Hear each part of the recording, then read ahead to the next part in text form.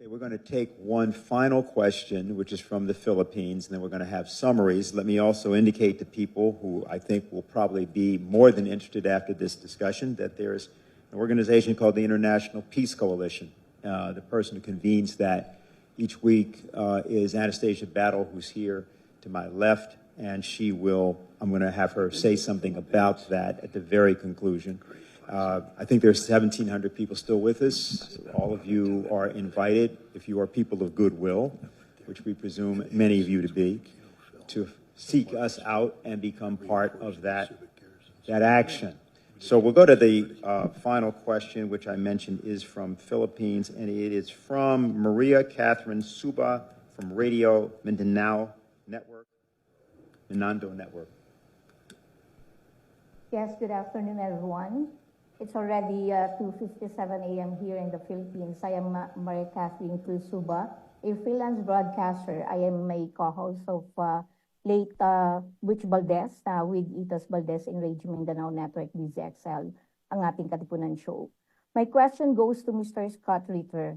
As a former UN weapons inspector and U.S. Marine intelligence officer, and actually to anyone else who wants to answer, a proxy war is being orchestrated in this part of the world, our country, the Philippines. Our country is actually being used by the U.S. in its intent of war against China. And according to geopolitical analysts, the Philippines will be the next Ukraine. The Philippine President, Ferdinand Marcos Jr., has allowed additional 9 EDCA sites, or more appropriately, 9 U.S. military bases all over the country. The armed forces of the Philippines seem to be following orders from their U.S. counterpart. Drumbeats of war is being heard almost every day. Xenophobia is being propagated on mainstream media. Almost every week, there's an incident of Chinese Coast Guard that water cannons a Philippine vessel at the South China Sea. Do you think a false flag operation can happen here as tensions are getting worse? What do you propose for this to stop? Thank you. Okay. Well, thank you very much for the question. Just so you know, I have a little bit of background in the Philippines. In 1986, I was deployed there as a platoon commander to reinforce the Subic garrison after the fall of the Marcos regime. There was concern about the New People's Army. So I have a warm spot in my heart for the Philippines. Let's build upon what Colonel Wilkerson had said earlier. The United States is incapable of fighting a sustained conflict against a peer-level force. The United States cannot fight and engage China and win. We will not beat the Chinese. We cannot beat the Chinese, and we know this, and yet we're using the Philippines to create the conditions of potential conflict with the Chinese. Please understand that for the Filipino people, this is a recipe for disaster. You think America is your friend. So too did the Ukrainian people. And they are dying by the hundreds of thousands. Friends don't let friends die in those quantities.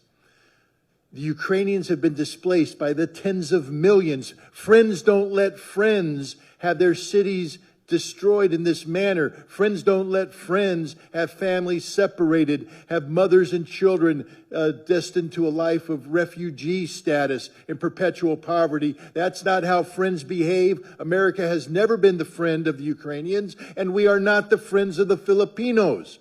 We don't like you. If we did like you, we wouldn't be doing this to you. We are using you. You are a tool. Nothing but a tool, and when the tool ceases to be useful, we will discard you. And discard you means usually after a war that devastates you. We are using you to gain some sort of momentary leverage over the Chinese. We will fail. The Chinese will win, and you will be destroyed. End of story.